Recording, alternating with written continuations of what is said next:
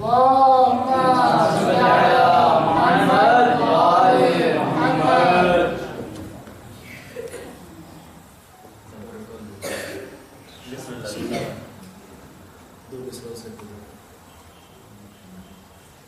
جو نام گلوگیر ہو گئی آواز، لیا جو نام گلوگیر ہو گئی آواز، حسین کہہ کے علیہ السلام کہنے سے واہ ایک سلام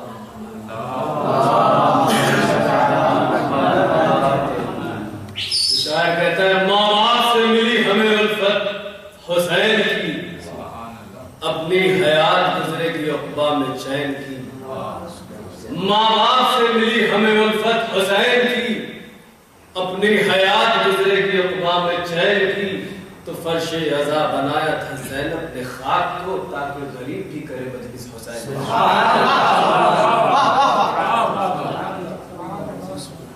اور محمد اور محمد صلوات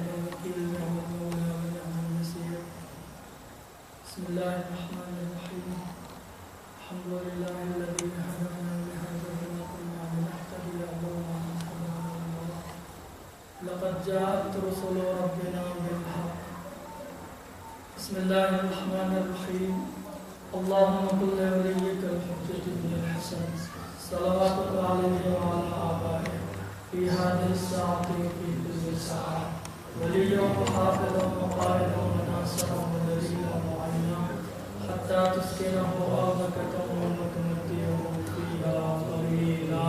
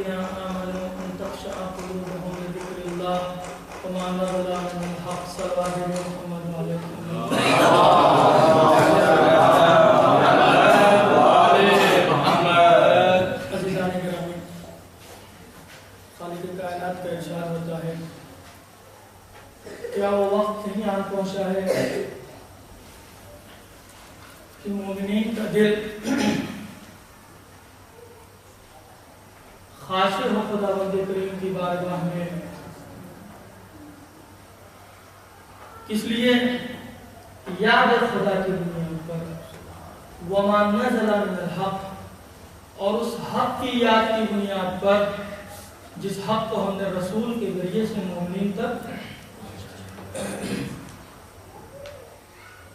عزیزان گرامی یہ آیت کریمہ کہہ کیا رہی ہے؟ آیت کریمہ بتا یہ رہی ہے جو حق ہم نے نازل کیا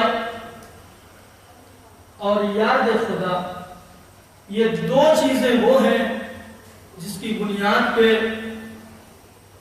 مومنین کو چاہیے کہ اپنے دل کو خشیت الہی سے سرشار کر لیں۔ کیا وہ وقت نہیں آن پہنچا ہے؟ کیا ہم نے تمہارے سامنے آیا تو معجزات کا مشاہدہ تم کو نہیں کرایا؟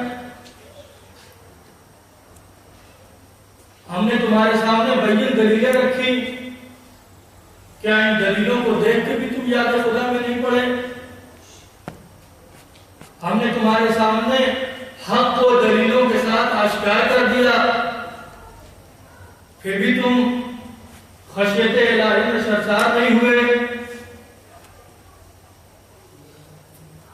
ہم نے تمہارے سامنے گزشتہ انبیاء کے واقعات رکھے، ان کی پریشانیوں کو رکھا، ہم نے تمہارے سامنے فرعون کی زندگی کو تمہارے سامنے رکھا، اور یہ بھی بتلایا کہ آخر میں اس کی طغیانیہ سبب بن گئی۔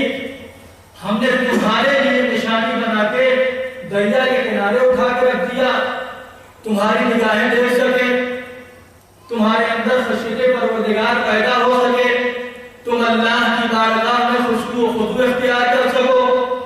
کل تم بچے تھے، آج ہم نے تم کو جوانی تک پہنچا دیا۔ کیا یہ جوانی تک پہنچنا اب تمہارا شعور مضبوط ہو گیا؟ اب تمہارا بچپنا نہیں رہا، تمہاری عقل پختہ ہو گئی، پھر بھی تم خدا کے لیے خاشع نہیں ہو رہے ہو؟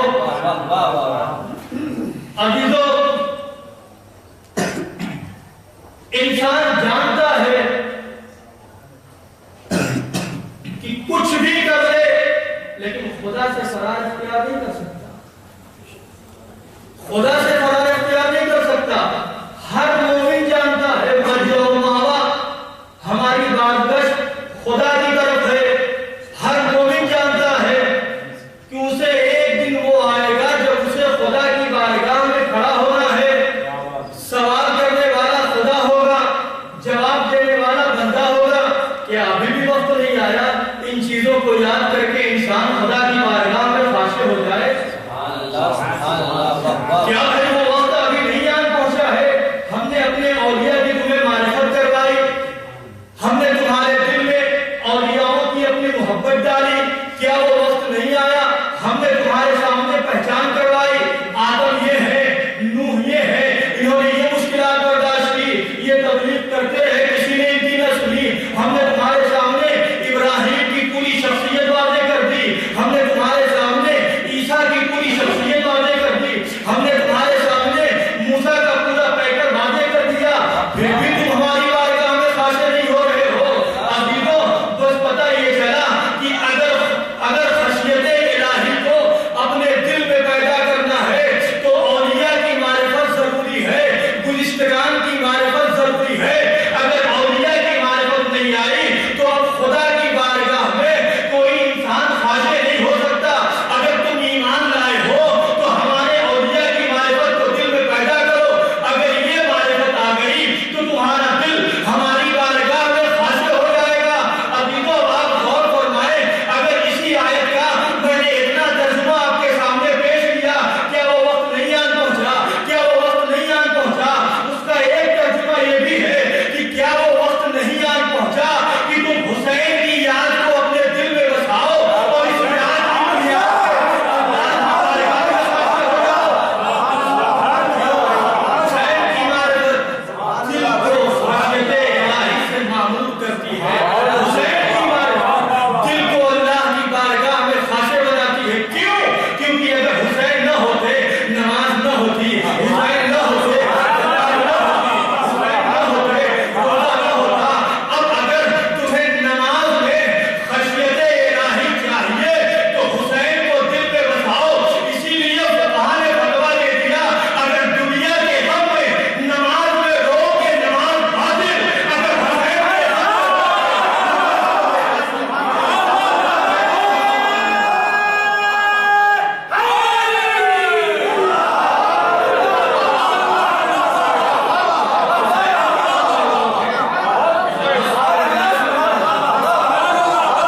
دنیا کے کسی بھی غم میں روئے، حکمت تاری ہوئی صرف دل کے اوپر، نماز تمہارے ہاتھوں سے گئی۔ اگر حسین پہ رو دیے نماز میں تو نماز کو معراج ملتی ہے۔ عزیزو، پتہ چلا کہ اگر خاشع ہونا ہے اللہ کی بارگاہ میں، اور آیہ کریمہ جو اس بات کا اعلان کر رہی ہے، أَلَمْ يَعْنِ لِلَّذِينَ آمَنُوا أَن تَخْشَعَ قُلُوبُهُمْ لِذِكْرِ اللَّهِ، کیا وہ وقت نہیں آن پہنچا مومنین کے لیے کہ یاد الہی سے اپنے دل کو سرشار کرے؟ عزیزو، ہاں بات واضح ہو گئی، یاد الہی سے دل کو سرشار کریں، یعنی بات واضح ہو گئی۔ اگر حسین کی یاد ہو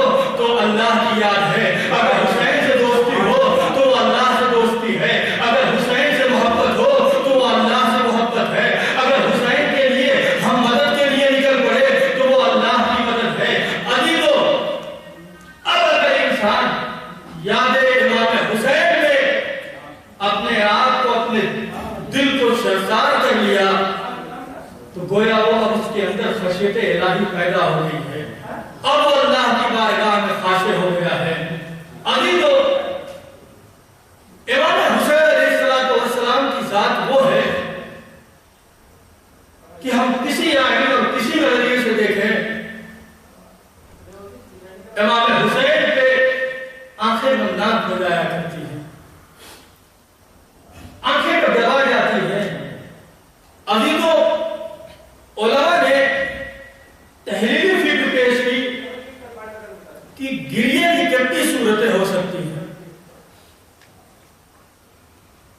علماء نے بیان یہ کیا کہ گریہ کبھی بے لحاظ سبب ہوتا ہے، کبھی گریہ بغیر کسی سبب، بغیر کسی رابطے اور بغیر کسی تعلق کی بنیاد پر ہوتا ہے۔ ابھی تو یہ دوسری قسم ہے، بغیر کسی سبب، بغیر کسی لحاظ، بغیر کسی رابطے، بغیر کسی تعلق کے کسی آدمی پہ گریے کا ہو جانا، وہاں تک بات نہیں پہنچ پائے گا۔ ہماری پہلی قسم یہ ہے کہ گریہ بے لحاظ سبب۔ کبھی انسان کسی آدمی کے اوپر گریہ کرتا ہے کچھ اسباب کی بنیاد، کسی رابطے کی بنیاد، اور علماء نے بتایا کہ یہ رابطہ گریے کے لیے جو سبب بنتا ہے، یہ رابطہ 8 صورتوں کا ہے۔ 8 صورتوں پہ یہ رابطہ مشتمل ہے۔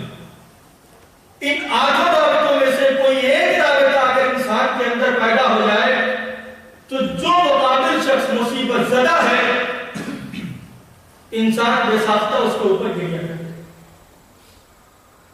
علماء نے بتایا یہ رابطہ جو پہلا رابطہ ہے، اس رابطے کو تعلق اور رشتہ داری کا نام دیا ہے کہ تعلق اور رشتہ داری انسان کے لیے وہ چیز ہے جو سبب بن جاتی ہے کہ انسان اگر رشتہ داروں میں کوئی مصیبت زدہ ہو گیا ہے اس کے اوپر گریہ کرے، اور اس قرابت داری، رشتہ داری اور تعلق میں علماء نے جو سب سے پہلا درجہ بتایا وہ والدین کو بتایا۔ عزیزوں توجہ ہے، علماء نے والدین کا درجہ سب سے پہلے درجے میں رکھا، کہا یہ وہ قرابت داری ہے، یہ وہ رشتہ داری ہے کہ انسان بے ساختہ گریہ کرے۔ اور خدا بند کریم نے اپنی وحدانیت کے ساتھ اعلان کر دیا اس رشتے کی اہمیت کے لیے، وَقَضَى رَبُّكَ أَلَّا تَعْبُدُوا إِيَّاهُ وَبِالْوَالِدَيْنِ إِحْسَانًا۔ کہا اس رشتے کی اہمیت کو سمجھو، اس تعلق کو سمجھو، اس رابطے کو سمجھو۔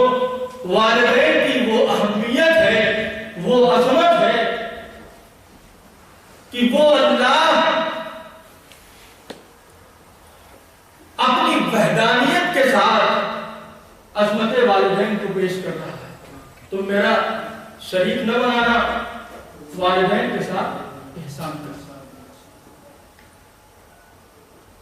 عزیزو، جو رشتہ داری، جو قرابت علماء نے گریہ کرنے کے لیے جو سب سے پہلی صورت رکھی وہ ہے والدین کی قرابت۔ اور جناب رسالت میں آپ کیا فرماتے ہیں کہ اگر حقیقت میں اس امت کے لیے کوئی والد ہے تو وہ ہم ہیں اور ہمارے اوصیاء ہیں۔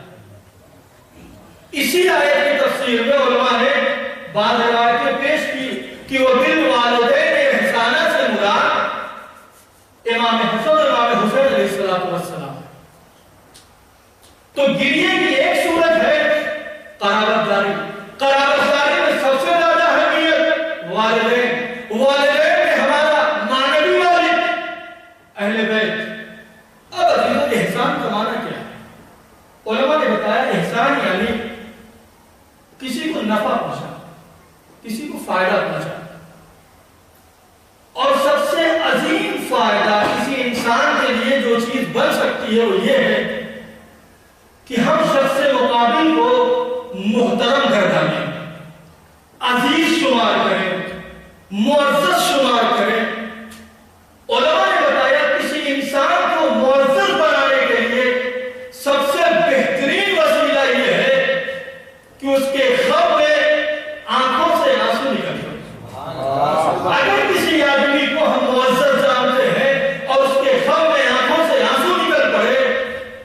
یہ دلیل ہے کہ وہ شخص ہماری نگاہوں میں اسی وجہ سے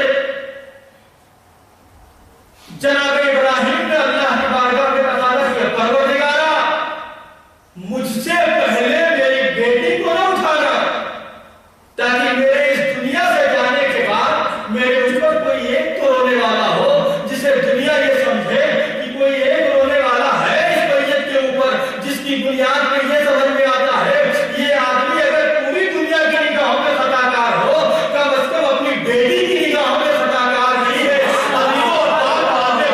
کہ اگر ہم کسی پہ رو دیں تو یہ اس کے احترام کا تقاضا ہے وہ ہماری نگاہوں میں موصف ہے ہم دنیا کو بتانا چاہتے ہیں ہم جس پہ رو رہے ہیں وہ بڑا معزز شخص ہے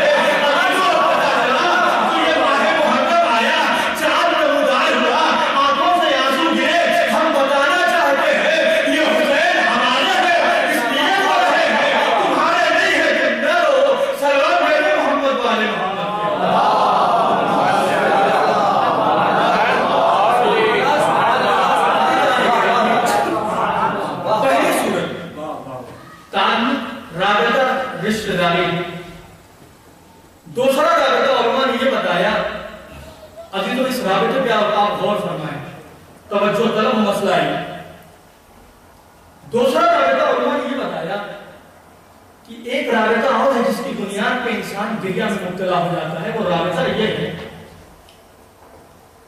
بہم پیوستن یقی شدن یعنی ایک دوسرے کے اس طریقے سے رابطہ پیدا ہو جائے کہ اب جدا کرنا مشکل ہو جائے کبھی یہ سبب بن جاتا ہے انسان کے گریہ کرنے مثال دیا کبھی اگر انگلی پہ سوئی چبھو دی جائے درد پورے جسم کو ہو جاتا ہے کبھی انگلی کا اس پورے بدن سے رابطہ اس طریقے کا ہے کہ اگر درد یہاں ہو جائے قلب تک درد پہنچ جاتا ہے انسان آہستہ بھر لیتا ہے کہا اگر رابطہ اس طریقے کا ہو جائے جس طرح ہاتھ کا بدن سے سر کا جسم سے تو چوٹ پورے بدن پہ کہیں بھی لگے اثرات پورے جسم پہ ہو جاتے ہیں ابھی تو یہی سبب ہوا ایک روایت یہ کہتی ہے کہ ادھر امام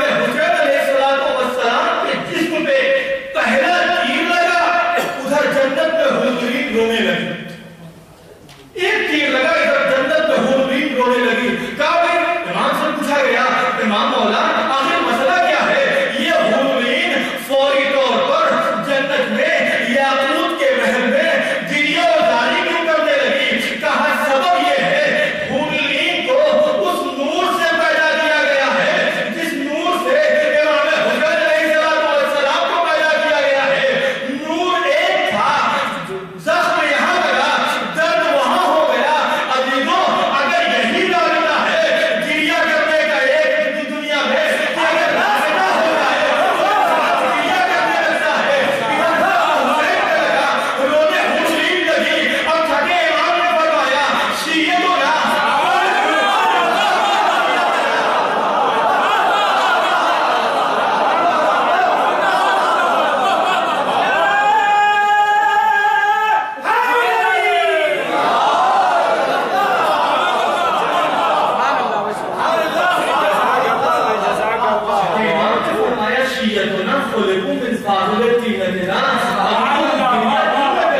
ہمارا رب حسین سے وہ رب ہے جو اس انگلی کا بدن سے ہے جو اس سر کا بدن سے ہے اگر رب یہاں پر پورا بدن بدل ملے گا اگر حسین کے درد کو ہمارے سامنے بیان کیا جائے تو ہم نہ روئے تو کون سبحان اللہ شیعتنا خلقو من فاضلتنا یہی سبب ہے وہ ہمارے غم میں محزون ہو جایا کرتے ہیں ہماری خوشیوں میں شاد ہو جایا ابھی تو ایک رب دوسرا رب یہ ہے کہ کبھی انسان اس رابطے کی بنیاد پر ہوتا ہے کہ کبھی اسے جدا نہیں کیا جاتا ابھی تو تیسرا رابطہ علماء نے یہ بیان کیا کہ جس کی بنیاد پہ اگر وہ رب پیدا ہو جائے تو انسان دریاوداری میں مبتلا ہو جاتا ہے۔ ابھی تو تیسرا رب طلبہ نے یہ بیان کیا کہ کبھی انسان مصیبت زدہ بھی اس لیے روتا ہے کہ مصیبت زدہ کا کچھ حق ہو رونے والے کے لیے، جو حق ہے اس کا اس کے اوپر سبب بن جاتا ہے کہ انسان حق چھوٹے موٹے مثالیں تاکہ بات واضح ہو۔ ایک آدمی پیاسا ہے، شدید پیاس کے آدمی سراب ہو گیا، چلچلاتی دھوپ تھی، فوری طور پر ہونٹوں کے سوکھے پن سے کسی نے سمجھ لیا بچہ پیاسا ہے، اللہ نے پانی دے دیا۔ چونکہ ادھر شدت سے پیاس کی، پانی وقت پہ ملا، اس آدمی کی قدر و منزلت بڑھ گئی جس نے اس کو احسان مند ہو گیا، میں بڑا پیاسا تھا، تم نے ایسے عالم میں ہم کو لا کے پانی پلایا۔ تو یہ جو حق اس کے اوپر ہوا ہے، اب جب تک زندگی میں اتار نہ دے اس حق کو، ہمیشہ اس حق کو یاد کرے کہ بھائی اس نے میرے اوپر ایک حق تھی۔ اب عزیزان گرامی، حقوق کو علماء نے کئی اعتبار سے بیان کیا۔ کبھی تو حق یہ ہوتا ہے کہ آپ کو کسی نے مسلمان بنایا، آپ اسلام کے دائرے میں آ گئے ہوں، اسلام کی نعمتوں سے سرفراز ہو گئے ہوں،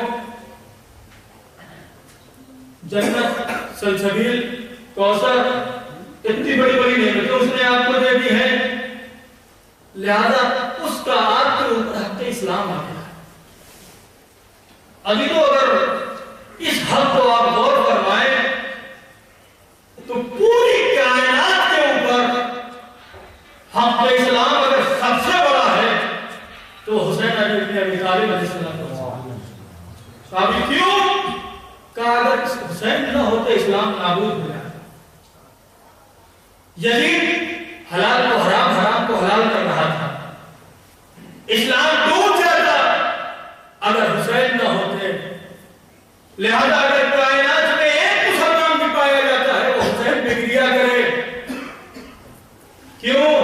حق اسلام ہے اس کے اوپر حسین کا۔ اگر اس نے گریا نہ کیا، حق کی ادائیگی نہ کی، اور حق کی ادائیگی کا اتنا سخت مسئلہ ہے کہ اگر کسی انسان نے کسی کو پانی پلا دیا، اس کی چپل گری، اس کی چپل ٹیڑھی کر دیا اور اس نے اس کا شکریہ ادا نہیں کیا، احسان کو نہیں اتارا، روز بحثر اس کو حق ہے کہ وہ اس آدمی کو پکڑ لے اور کہے پروردگارا میں نے اس کے اوپر یہ نیکی کی تھی اور اس نے اس کی جزا نہیں دی۔ اب اللہ اس کو اختیار دے دے گا کہ تم جو چاہو اس کی نیکیوں میں سے بہترین نیکی لے لو۔ تو ہم کا مسئلہ اتنا سخت ہے اور پوری کائنات حسین کے اس احسان کرے ہیں، حق اسلام دیا ہے تو صرف اور صرف حسین نے۔ علماء نے دوسرا ہم بتایا، کبھی انسان حق کے احیاء کرے تب جا کر کسی نے کسی کو زندہ کر دیا۔ بیابان میں سفر ہو رہا تھا، پانی ختم، کھانا ختم، چلچلاتی دھوپ، ایسے حالت میں موت بالکل سامنے نظر آ رہی ہے، 2 قدم چلنا دشوار ہے، ایسے میں کوئی مسیحا آیا، آنے کے بعد اس کے ایک ہاتھ میں پانی ہے، دوسرے ہاتھ میں کھانے کے بہترین انواع و اقسام کی غذائیں ہیں۔ اب جو آنکھ کے سامنے رکھتے تو آپ اپنی زندگی سے مایوس ہو چکے تھے، آپ کے پاس اب زندگی کا کوئی ذریعہ نہیں تھا، 2 قدم بعد آپ کے سامنے موت تھی۔ اب جو آپ کو زندگی ملی ہے تو وہ زندگی اس کے ذریعے سے ملی ہے، لہذا اب اس کا آپ کے اوپر حق احیا ہے۔ ابھی تو اگر اس حق کو آپ حسین علیہ السلام کی طرف دیکھیں تو آج جو پوری کائنات جی رہی ہے وہ حسین کے صدقے میں جی رہی ہے۔ کیوں؟ کہا اس لیے اگر خون علی اکبر آسمان کی طرف جاتا، بارش نہ ہوتی، زمین نہیں جاتا،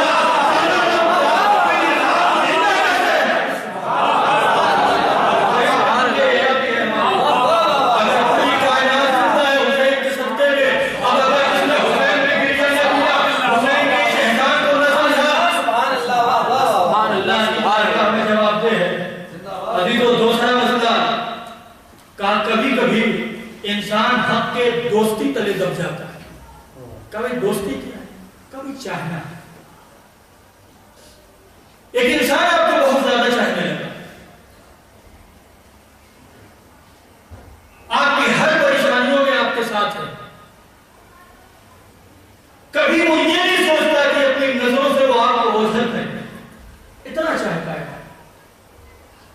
اس کا چاہنا یہ آپ کو معزز رکھنا، آپ کو محترم جاننا۔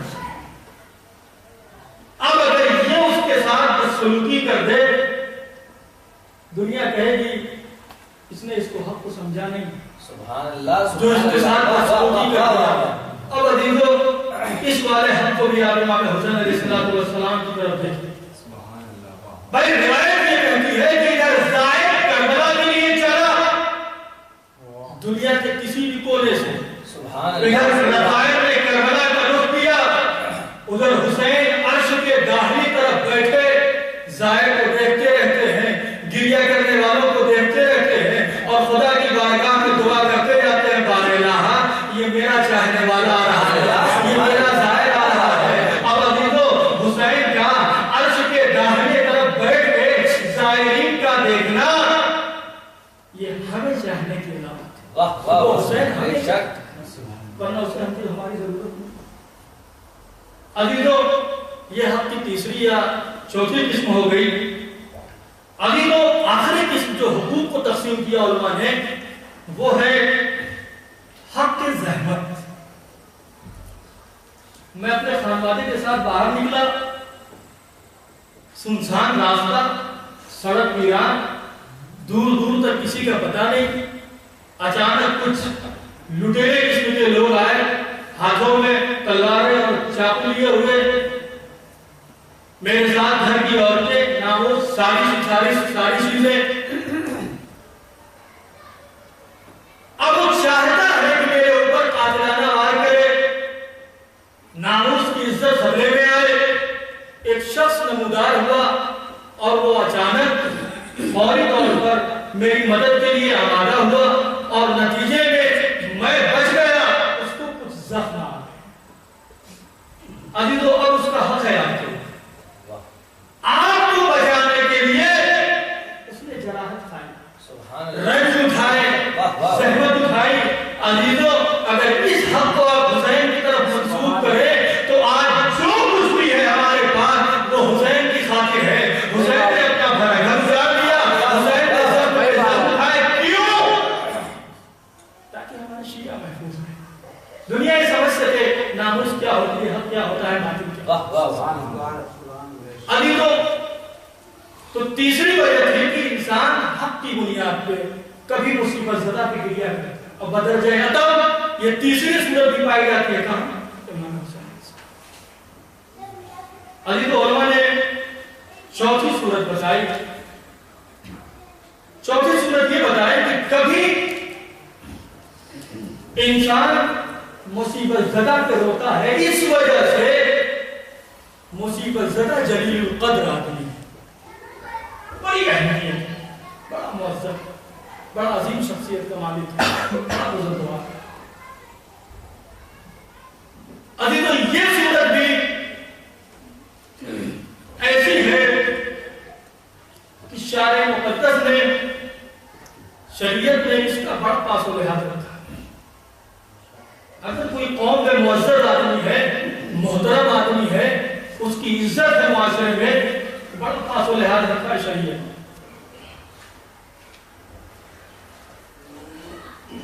کچھ اسیر آئے مدینے میں، اس میں کچھ خواتین وہ تھی جو بادشاہ کے گھرانے کی تھی،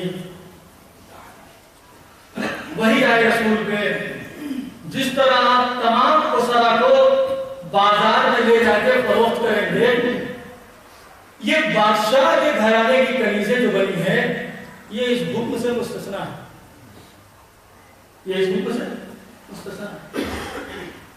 ان کو شمار نہیں لایا جا سکتا، ان کے اوپر چھوڑ دیجیے، یہ جس سے چاہے ازدواج کر لیں، بیچا نہیں جا سکتا۔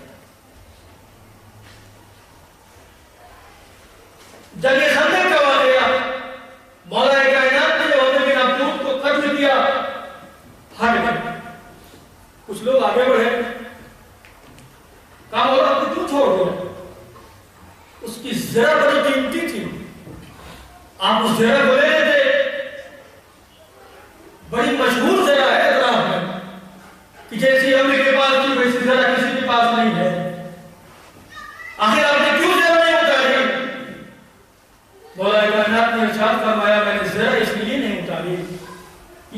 قوم میں بڑا معزز آدمی ہے، اگر زیرہ اتار لیتا تو نتیجے میں اس کے قوم میں حدت ہو جاتی۔ اس بنیاد پر مناسب نہیں تھا کہ میں اس کی زیرہ پر اتار لیتا۔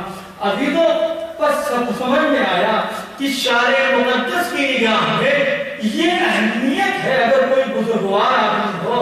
اب عزیزوں آپ بتائیں کہ ایک بزرگوار آدمی جس کو ہم نے معاشرے میں سمجھ لیا ہے بڑی اہمیت والا ہے، بڑی شان والا ہے، اس کے وہاں بڑی عظمت پائی جاتی ہے، اب اگر اس کو تھوڑا سا بھی کوئی رنج پہنچ جائے تو انسان چونکہ اس کی بزرگواری کو سمجھتا ہے اس کا دل متاثر ہو جاتا ہے۔ اما وہ اس شان کا نہیں تھا کہ اس کو یہ رنج دیا جاتا، یہ مصیبت دی جاتی۔ عزیزوں، اب اگر صرف معاشرے میں ایک بزرگوار آدمی ہو اور اس کی عظمت کو ہم سمجھ جائیں تو اس کی تھوڑی سی مصیبت ہمارے دل کو متاثر کر دیتی ہے، اور وہ بزرگوار جس کو رسول نے پہچانوایا، جس کو علی نے پہچانوایا، اب آخر اس بزرگوار مصیبتوں سے ہماری آنکھیں گریا کھڑا ہو جائے۔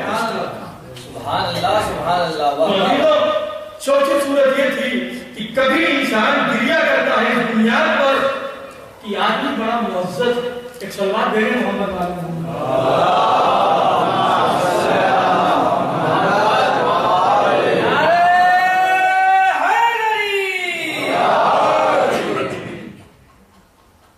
پانچویں صورت علماء نے یہ بتائی کہ کبھی انسان گریا کرتا ہے تو اپنی نیت کے بنیاد تو غور کریں اس مسئلے کو۔ کبھی انسان گریا کرتا ہے تب نیت کی بنیاد اتباع میں گریا کرتا ہے۔ کامل مثال بات ہے، 2 سال کا بچہ اپنی ماں کی آغوش میں، ماں کے سر میں درد اٹھا، ماں نے رونا شروع کیا، بچے نے بھی ماں کی اتباع میں رونا شروع کیا۔ کبھی بچے کو کچھ پتا چلا یہ آخر رو کیوں رہا ہے، کہا اسے کچھ نہیں معلوم ماں کیوں رو رہی ہے، کبھی رویا کیوں، کہا ماں کو رونے دے گا، رونا شروع کر دیا۔ عزیزوں، اگر کسی وجہ کو نہیں مانتے تو ایک وجہ کو مانو کہ طبیعیت میں رو، ارے حسین نے رویا، موسیٰ روئے، عیسیٰ روئے، آدم روئے، رسول کو قرآن نے کیا تعریف کروائی معاشرے سے، امت سمجھ سے کہا یہ رسول اسوہ حسنہ ہے تمہارے لیے، رسول اسوہ حسنہ، ان کی ہر سیرت تمہارے لیے قابل ہے۔ حسین کو روتا ہوا دیکھے طبیعت میں، بھائی طبیعت کا کہاں تک تذکرہ کریں، ہم کس کی اتباع میں، ہم پوری کائنات تو گریا کیا، آسمان نے گریا کیا، چرندوں پرندوں نے گریا کیا، وحوش نے گریا کیا، کائنات کا ہر ذرہ غم امام حسین میں شریک ہے۔ حتیٰ روایت یہ بتلاتی ہے کہ وہ میخیں جو جناب نوح کی کشتی پہ لگانے کے لیے جبرائیل لائے، ہر میخ کسی نہ کسی انبیاء کے نام کی تھی، کسی نہ کسی نبی کے نام کی تھی۔ کشتی تیار ہو رہی تھی، انبیاء کے نام کی میخیں کشتی میں لگائی جا رہی تھی۔ 5 میخیں وہ ہیں جو پنجتن کے نام کی تھی۔ جب ساری میخیں لگا کے 5ویں بچی، لال ہو گئی، جناب نوح پریشان ہو، کہا کہ تمام میخیں لگائی کوئی ایسا ماجرا نہیں ہوا، آخر اس میخ کو لگاتے ہوئے کیوں ایسا محسوس ہو رہا ہے کہ میخ لال ہو گئی؟ جبرائیل کہا نوح تمہیں پتہ نہیں ہے یہ میخ نام حسین سے منسوب ہے، اسے میخ حسینی کہا جائے گا، یہ پنجتن کی آخری میخ لگ رہی ہے۔ اب کیا بتلائے، اگر کوئی میخ آہن حسینی ہو جائے تو وہ گریا کرنے لگتا ہے، اور ہمارا تو پورا وجود ہی حسینی ہے۔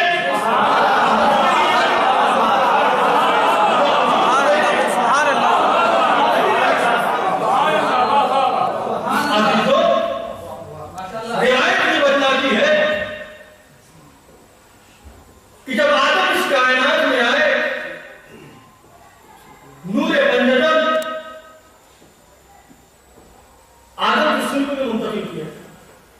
یہ نور کبھی سلب آدم میں، کبھی پیشانی آدم سے چمکتا تھا، کبھی سینے سے چمکتا تھا۔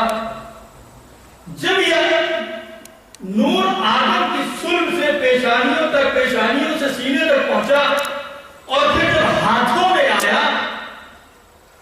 تو روایت یہ کہتی ہے کہ جب جناب آدم اپنے ہاتھوں کو دیکھتے تھے تو تمام انگلیاں دیکھتے وقت خوشحال ہو جاتے تھے، لیکن جیسے ہی انگوٹھے پہ نگاہ جاتی تھی غمگین ہو جاتے تھے۔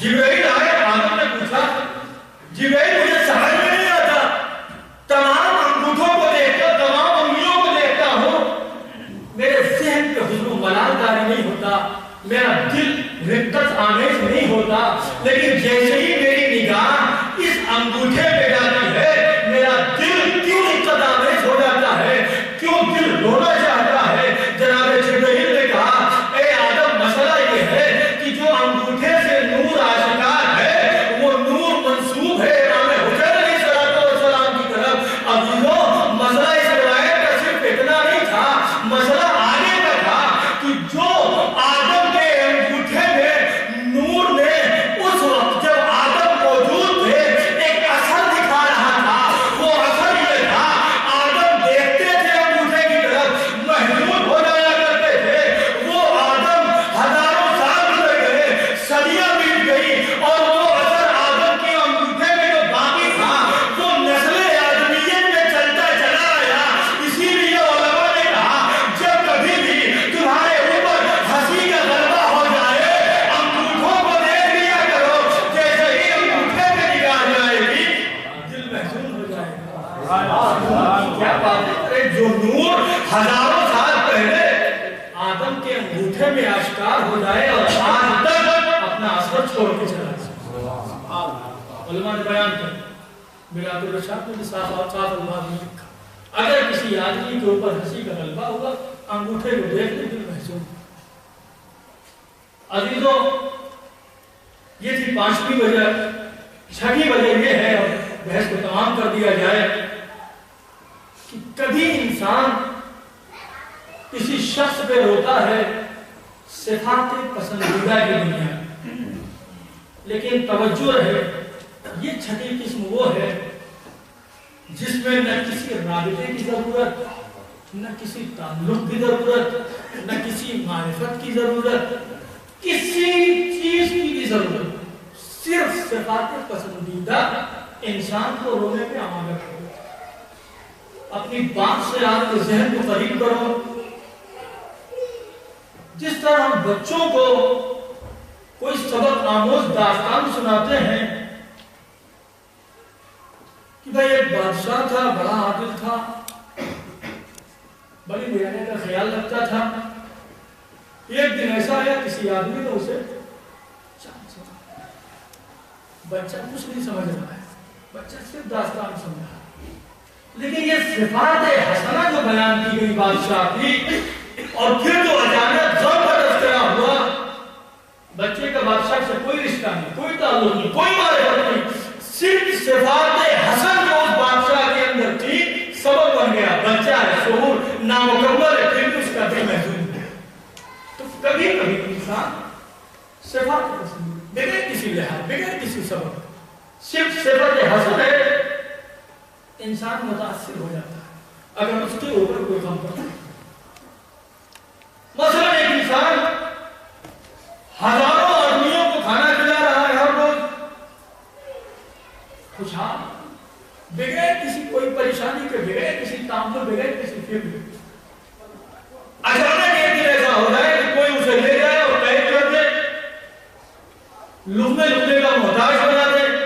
اب جو اس صفت حسنہ کو جانتا ہے اس کا دل متاثر ہو گیا، صرف صفت حسنہ۔ دوسری مثال، کوئی آدمی صفت حسنہ رکھتا ہے تو شرم و حیا بہت زیادہ پائی جاتی ہے۔ ہر آدمی اپنا حیادار آدمی، بڑا معزز آدمی، کتنا محتاج ہو جائے بڑا خوددار آدمی، کبھی کسی کے سامنے ہاتھ نہیں پھیلاتا، یہ صفت حسنہ۔ اب اگر ہم کو یہ پتا چلے ایسے معزز آدمی کو، ایسے محترم آدمی کو، ایسے شرم و حیا رکھنے والے آدمی کو بھرے بچے میں ذلیل کر دیا گیا، ہر انسان کا دل متاثر ہو گیا۔ ہمیں غلط کیا ان لوگوں نے جنہوں نے اس मुअज़्ज़ज़ आदमी के साथ ऐसा ही एक सलवार भेजे मोहम्मद मोहम्मद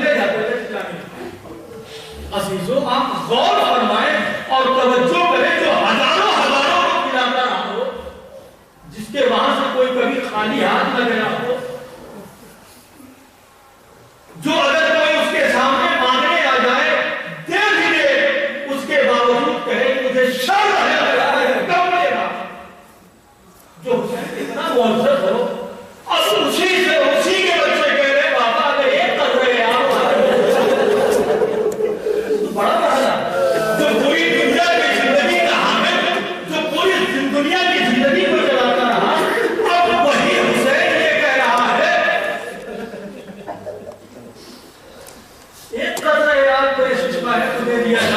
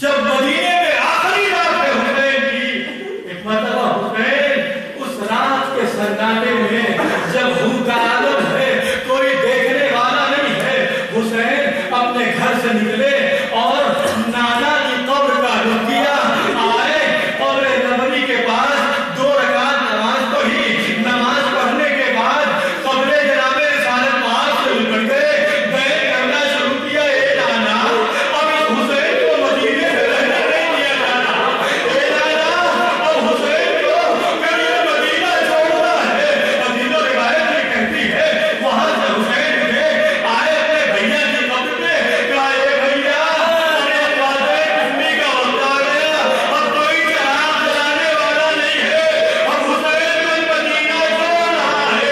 حدیث کو روایت نے یہاں تک بڑے آسان الفاظ میں بیان کیا، لیکن کہتی ہے روایت یہ کہ جب حسین وہاں سے رخ کر پڑے اپنی ماں کی قبر کی طرف، اب حسین کے پیروں میں قوت نہیں ہے، اب حسین اپنے پیروں میں کھڑے نہیں رہ سکے۔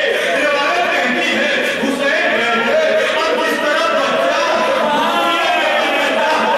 اپنی ماں کی آغوش میں جاتا ہے، حسین نے چلنا شروع کیا، گھٹنوں کے بل چلتے چلتے قبر سیدہ کے قریب آئے، قبر سیدہ کو ماں کی آغوش سمجھا، قبر سیدہ سے مل کے اے اللہ اب حسین مدینہ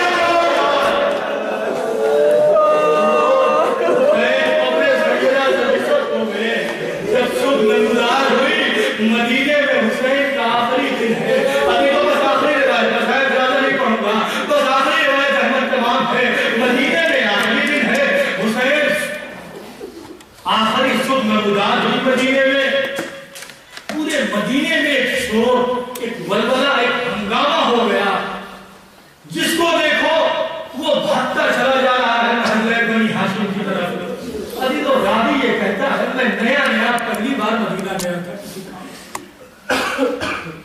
میں نے کیا دیکھا کہ پورے شہر میں ایک ہنگامہ، ایک ولولہ مچا ہوا ہے۔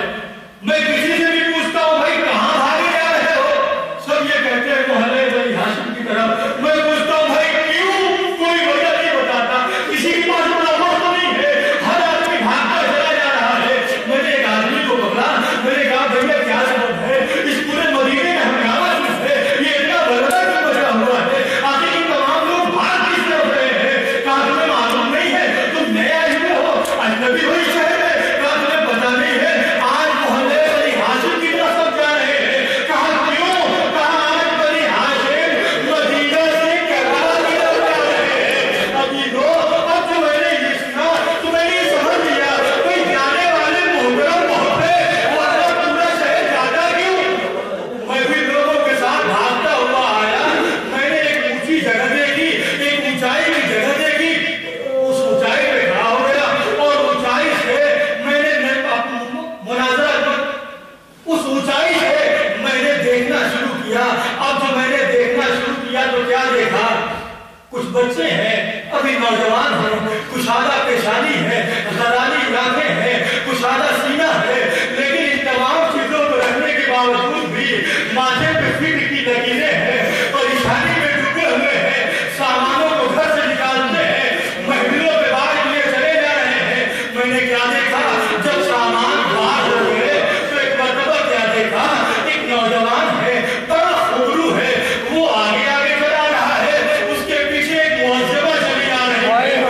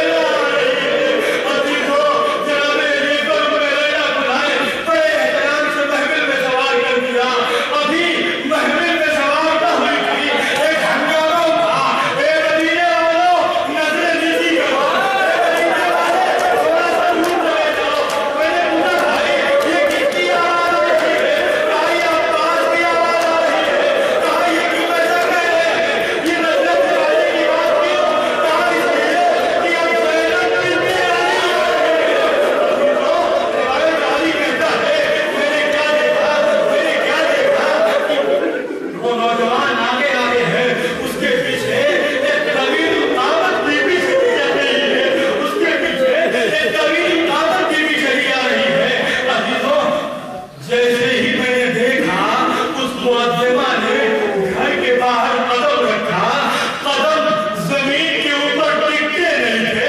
मैंने सवाल कर दिया, ए भाई ये तो बता, क्या ये मुअज्जिमा कभी इससे पहले घर के बाहर नहीं निकली? कहा नहीं, आज वो पहला दिन है कि जिस दिन जनाब ज़ैनब बाहर निकल रही है। अभी तो रिवायत ये कहती है बड़े इश्क व एहतशाम से अब्बास ज़ैनब को लिए हुए रहने के करीब आए। ऊँट को बिठाया गया, लेकिन अजीजों ऊँट बैठने के बावजूद भी उसकी ऊंचाई ज्यादा हुआ करती है। जैसे ही ऊँटों को बिठाया गया, ज़ैनब उनके करीब खड़ी हुई। अब्बास ने जालिमों को कह दिया, जमीन पर रखा, ए बीवी, ए शहजादी, आप इन जालिमों पे तजर्बे के महफिल में सवाल हो जाए। मैं कहूँगा अब्बास, अरे बड़े एहतराम से महफिल में सवाल कर, कल यही करबला होगी, शहजादियाँ सवाल हो जाएगी, ज़ैनब तनहा करेगी, कोई सवाल करने वाला न होगा, लड़ाई शुरू करेगी। एक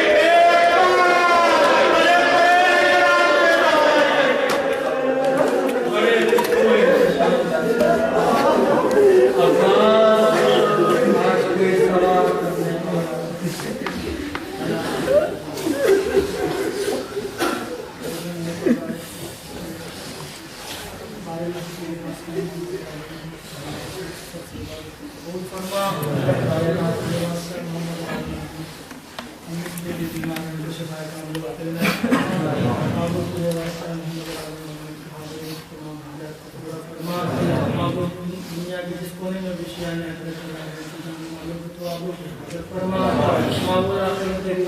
सबसे बेहतरीन दुआ ये है हमारे मानो जमाना की आखिर फरमा हमें मुस्लिम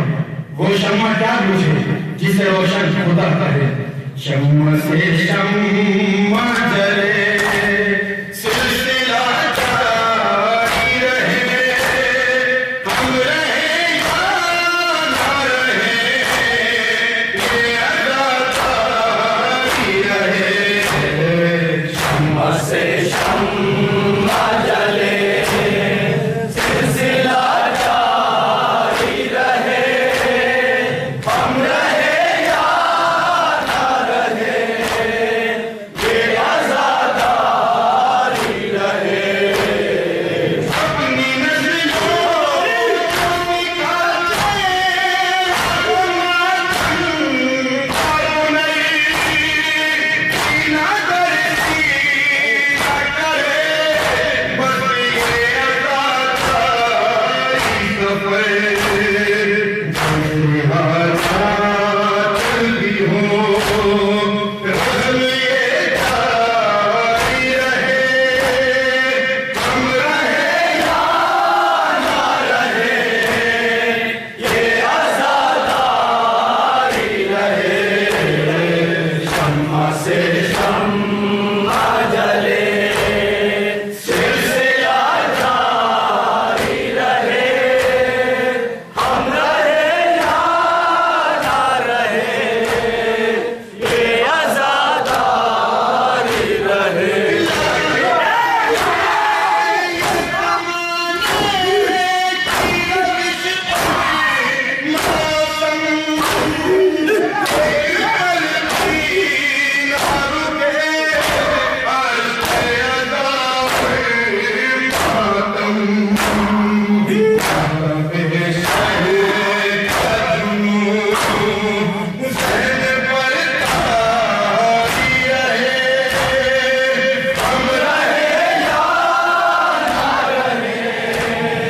یہ عزاداری رہے شمع سے شمع